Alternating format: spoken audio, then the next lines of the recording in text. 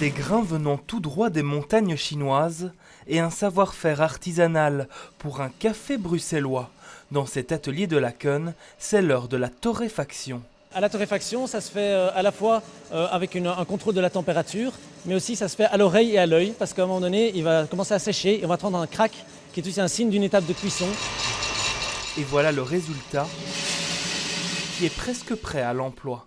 Alors maintenant, le café est refroidi pour arrêter la cuisson. Une fois qu'il sera froid, on pourra l'emballer et on le laissera maturer un petit peu parce qu'il va encore perdre des gaz pendant quelques jours, quelques heures. Et puis il sera emballé dans un atelier de travail adapté et prêt pour la distribution pour nos clients. Les clients, ce sont notamment des particuliers, des entreprises qui payent pour le café bien sûr, mais aussi cette machine en location, son installation et son entretien.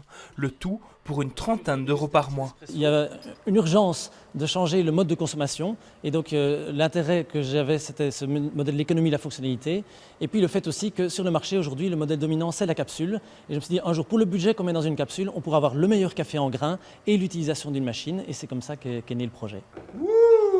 Et aujourd'hui, c'est jour de livraison. Parmi les clients, notamment Christophe Hardikest, le chef du restaurant étoilé Bonbon, qui a opté pour cette machine pour sa cuisine. Génial, génial. Ah, ça se voit comme ça avec le... spécial de Chine alors. L'heure aussi de tester le produit. Sent bon, hein.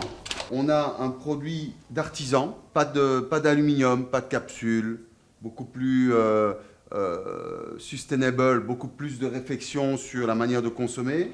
Pour moi, c'est important, même dans mon privé. Rien n'est parfait, mais en tout cas, on tend vers ça. Et puis, il ne reste plus qu'à goûter. Un petit expresso à 15 heures avec un petit morceau de chocolat. Moi, je pense que voilà, il ne faut pas grand-chose pour être heureux.